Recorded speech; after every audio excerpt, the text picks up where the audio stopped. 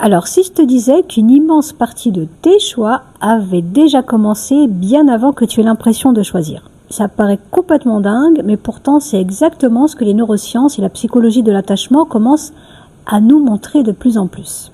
Alors, je m'appelle Ezara Ayam et je suis architecte de la transformation. Bienvenue dans Nova, décryptage de l'humain, où ici on ne cherche pas simplement à comprendre nos comportements, mais on cherche à rendre visible ce qui nous dirige. Parce qu'au fond, comment reprendre le contrôle de quelque chose qu'on ne voit même pas? Alors aujourd'hui, j'aimerais qu'on remonte ensemble à l'origine, à l'endroit précis où une partie de nos choix commence à s'écrire et à s'imprimer. Et tu vas voir, c'est probablement beaucoup plus tôt que ce que tu imagines. Ça commence le jour où un psychiatre a changé notre façon de comprendre les relations. Et tu sais, il y a des découvertes qui changent complètement notre manière de voir le monde, et celle-ci, eh bien, elle en fait partie. On est dans les années 50 environ, juste après la Seconde Guerre mondiale. D'accord ? Un psychiatre britannique, John Bowlby, travaille auprès d'enfants séparés de leurs parents. Des enfants placés, des enfants hospitalisés, des enfants qui ont grandi loin de leur père ou de leur mère. Et à cette époque, les médecins pensent surtout à une seule chose. Il faut nourrir les enfants, il faut les soigner, il faut les habiller. Bref, répondre à leurs besoins physiques. Et c'est normal, parce qu'à l'époque, on pensait que c'est ça le plus important. Mais Bowlby observe quelque chose qui le bouleverse. Ces enfants mangent, dorment, ils sont soignés, mais pourtant, beaucoup d'entre eux vont mal et même très mal. Et certains deviennent extrêmement anxieux, d'autres semblent s'éteindre émotionnellement, d'autres encore ne cherchent même plus le contact de l'autre, comme si quelque chose en eux avait renoncé. Alors Bowlby se pose une question toute simple, mais qui va révolutionner toute la psychologie. Il se demande qu'est-ce qui leur manque. Parce que si tous leurs besoins physiques sont satisfaits, pourquoi souffrent-ils autant? Pourquoi sont-ils éteints? Et sa réponse va changer notre manière de comprendre les relations humaines. Il dit, un enfant ne cherche pas seulement à être nourri, il cherche avant tout à se sentir en sécurité. Et cette phrase, elle paraît simple, mais elle change tout, parce qu'elle signifie une chose essentielle. Notre premier besoin n'est pas seulement de survivre. Notre premier besoin inconscient est de trouver une personne auprès de qui notre système nerveux peut enfin souffler. Quelqu'un qui nous permette de nous dire « là, je peux me détendre, je suis en sécurité ». Et plus j'avance dans mon métier, et plus je trouve cette idée vraiment bouleversante, parce que très souvent, les personnes que j'accompagne arrivent avec des questions qui se ressemblent. Pourquoi est-ce que je tombe toujours sur le même type de personne ? Pourquoi est-ce que je revis toujours les mêmes histoires? Pourquoi est-ce que je m'attache autant?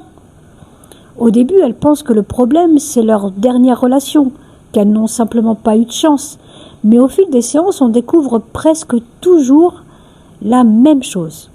Et c'est probablement une des phrases les plus importantes de cette vidéo. Très souvent, on croit chercher l'amour, alors qu'au fond, on cherche surtout la sécurité. Même lorsque cette sécurité nous paraît étrange, même lorsqu'elle ressemble à quelque chose que nous avons déjà vécu et qui nous a fait souffrir. Alors à ce moment-là, Bowlby n'a encore qu'une intuition, une intuition brillante. Il fallait maintenant la démontrer. Et c'est là qu'entre en scène une psychologue américaine, Mary Ainsworth. Mary Ainsworth écoute les travaux de Bowlby. Elle se pose une question. Alors, si Bowlby a raison, est-ce qu'on peut l'observer? Est-ce qu'on peut voir ce sentiment de sécurité en train de se construire? Alors, imagine une expérience qui est devenue aujourd'hui mondialement célèbre. On l'appelle la situation étrange. Ferme les yeux un instant et imagine la scène. Une jeune maman entre dans une pièce avec son petit enfant. La pièce, elle est remplie de jouets, tout est pensé pour que l'enfant se sente libre d'explorer. Au début, tout paraît normal. L'enfant joue, il touche les jouets, il s'éloigne un peu, puis de temps en temps, il regarde sa maman, il revient vers elle, puis il repart. Sans même s'en rendre compte, il est déjà en train de faire quelque chose d'extraordinaire. Il utilise sa maman comme une base de sécurité. comme si son système nerveux lui disait « je peux explorer parce que je sais que je peux revenir ». Puis, une personne que l'enfant ne connaît pas entre dans une pièce. Une inconnue, elle s'assoit, elle parle doucement, l'enfant continue d'observer, il joue encore mais garde un œil sur sa maman. Et puis vient le moment clé de l'expérience. La maman se lève et quitte discrètement la pièce. Elle laisse son enfant tout seul, avec cet inconnu. Et là, Mary-Anne Swartz observe absolument tout, pas seulement les pleurs. Elle regarde les regards, les déplacements, la respiration, les expressions du visage de l'enfant, la manière dont l'enfant cherche sa maman, la façon dont il accepte ou refuse la présence de cet inconnu. Et quelques instants plus tard, la maman revient. Et tu sais quoi ? Ce n'est pas le départ qui intéresse le plus Mary-Anne Swartz, c'est le retour, parce que c'est là que tout se révèle. Est-ce que l'enfant va courir vers sa maman ? Est-ce qu'il retrouve rapidement son calme ? Est-ce qu'il reste en colère ? Est-ce qu'il évite complètement ? Puis, l'expérience continue. La maman repart une deuxième fois, mais cette fois, l'inconnu quitte également la pièce. L'enfant reste complètement seul. Et quelques instants plus tard, la maman revient une seconde fois. Et c'est précisément à ce moment que Mary-Anne Swartz comprend quelque chose qui va bouleverser notre compréhension des relations humaines. Tous les enfants ne réagissent pas de la même manière. Certains paniquent, ils cherchent leur maman, et lorsqu'elle revient, ils ont énormément de mal à retrouver leur calme, comme si leur système nerveux restait bloqué en état d'alerte. D'autres semblent presque indifférents et continuent de jouer. On pourrait croire qu'ils ne ressentent rien, mais lorsqu'on mesure leur niveau de stress et de cortisol, on découvre que leur corps est aussi en alerte. Simplement, qu'est-ce qui se passe? C'est qu'ils ont appris très tôt à ne plus montrer leurs émotions, comme si leur système nerveux avait enregistré « ça ne sert à rien de demander ». Et puis, il y a un troisième groupe. Eux aussi peuvent être surpris, eux aussi peuvent pleurer, mais lorsque leur maman revient, ils vont vers elle, ils retrouvent très rapidement leur calme. Puis, quelques instants plus tard, ils repartent jouer, comme si leur système nerveux disait simplement « tout va bien, ma base de sécurité est là, elle est revenue. Tout est ok ». Et c'est ce que Mary-Anne Swartz appellera plus tard l'attachement sécure. Autrement dit, un enfant qui a appris une chose essentielle. Quand j'ai besoin de quelqu'un, quelqu'un répond. Mais tous les enfants n'ont pas vécu cette expérience. Tous les enfants n'ont pas construit cette même sécurité intérieure. Alors forcément, ils ne vont pas grandir avec la même manière d'entrer en relation. Et c'est précisément ce que les chercheurs vont découvrir au fil des années. Ils vont comprendre qu'il existe plusieurs grandes façons de créer du lien. Parce que l'enfant qui a appris que l'on répond à ses besoins ne développera pas du tout les mêmes réflexes que celui qui a grandi dans l'imprévisibilité, ou que celui qui a appris très tôt à ne pas du tout montrer ses émotions, ou encore que celui qui a grandi dans un environnement où la personne est censée le protéger était aussi parfois la source de sa peur. Et petit à petit, ces différents fonctionnements vont recevoir des noms que vous connaissez sûrement, l'attachement sécure, l'attachement anxieux, l'attachement évitant, et même quelques années plus tard, une autre chercheuse, Marie-Mel, mettra également en évidence un quatrième profil, l'attachement désorganisé. Mais une autre question apparaît ici, une question qui nous concerne tous. Qu'est-ce qu'on devient avec tout ça une fois adulte? Et ça, c'est une histoire passionnante. Parce que le disque dur, il ne va pas effacer les premiers programmes. Tu vois, on aimerait tous croire qu'en devenant adulte, on repart des zéros. On a 18 ans, on a 25 ans, on a 40 ans, et on choisit enfin librement. Mais notre cerveau, lui, il ne fonctionne absolument pas du tout comme ça. Imagine un ordinateur. Le jour où tu l'achètes, il est vide. Puis au fil du temps, tu installes des programmes, tu enregistres des photos, des fichiers, et plus tu vas l'utiliser, plus il va apprendre à fonctionner d'une certaine manière. Et tu sais quoi? Notre cerveau, c'est un peu pareil. C'est comme un immense disque dur. Depuis notre enfance, depuis notre naissance, il enregistre tout. Les regards, les silences, les absences, les disputes, les réconciliations, les moments où l'on s'est senti aimé, les moments où on se sentit rejeté. Il ne prend pas de notes avec des mots, il prend note avec des émotions, avec des sensations, avec des expériences.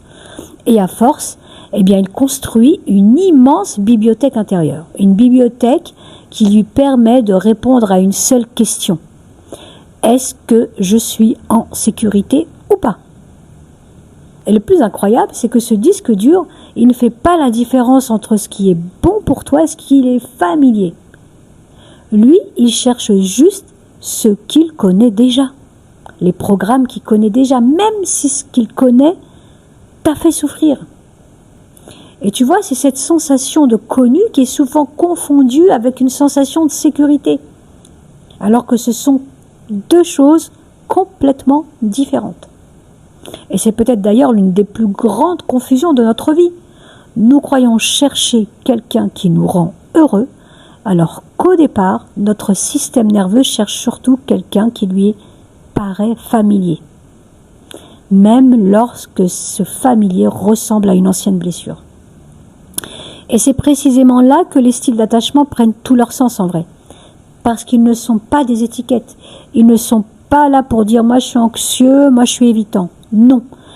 Ils décrivent simplement la stratégie que ton système nerveux a trouvée pour essayer de rester en sécurité.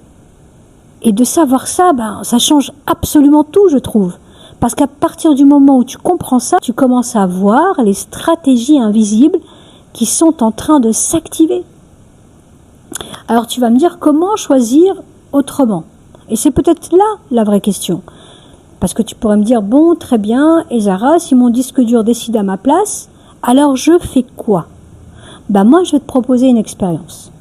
La prochaine fois qu'une personne t'attire, ne te demande pas tout de suite est-ce qu'elle te plaît, mais pose-toi une autre question. Une question beaucoup plus puissante.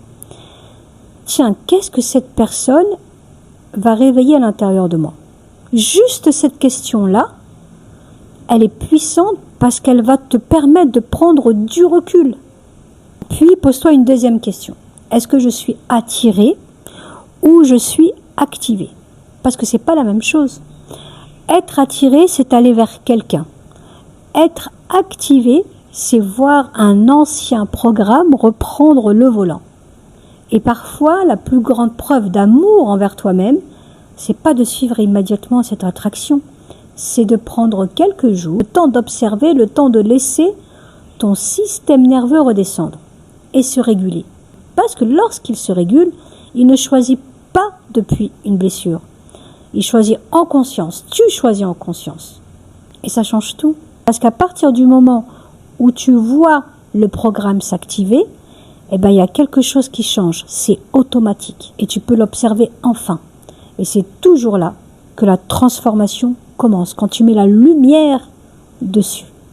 Alors la prochaine fois que tu sens ton système nerveux s'emballer, que tu as envie de courir après quelqu'un, ou de fuir, ou même de te fermer, ou de vouloir contrôler la relation, ne cherche pas d'abord à changer l'autre. C'est pas lui le problème, c'est toujours toi. Reviens vers toi. Observe ce qui est en train de se passer à l'intérieur de toi. Pas pour te juger, pas pour te culpabiliser, pour te responsabiliser, pour reprendre le pouvoir. Parce que tant que tu crois que le problème est uniquement à l'extérieur, tu restes dépendant de ce qui se passe à l'intérieur. Et à partir du moment où tu comprends que quelque chose s'active à l'intérieur, tu récupères un espace de liberté. Et c'est dans cet espace que tu peux enfin commencer à transformer ton histoire. Pas simplement pour toi, mais aussi pour la qualité de tes relations. Parce que lorsqu'une seule personne commence à sortir du pilote automatique, la relation entière, elle peut commencer à changer.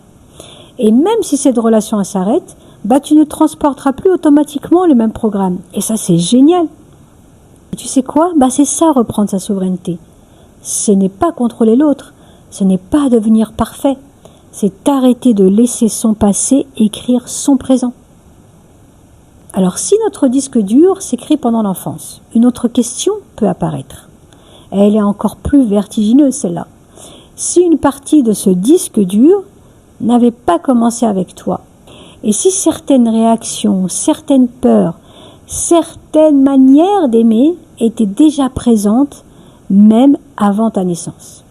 Est-ce que nous héritons uniquement de la couleur des yeux de nos parents ou héritons-nous aussi d'une partie de leur histoire, de leur comportement? Et c'est exactement ce que nous allons explorer dans le prochain épisode de Nova, Décryptage de l'humain. Et je pense que ce sera probablement l'un des épisodes les plus fascinants de cette série. Si cette vidéo t'a permis de comprendre les relations et de voir ces relations d'un angle différent, écris-moi en commentaire quelle est la prise de conscience que tu as retenue aujourd'hui. Et si tu penses aussi que cette vidéo, elle peut aider quelqu'un que tu aimes, partage-la. Abonne-toi à la chaîne, active la cloche pour ne pas manquer les prochains épisodes, parce qu'à chaque vidéo, on enlève une nouvelle couche. Et comme je dis toujours, ici on ne te dit pas quoi penser, on décode ce qui te dirige. À très bientôt, Nova continue.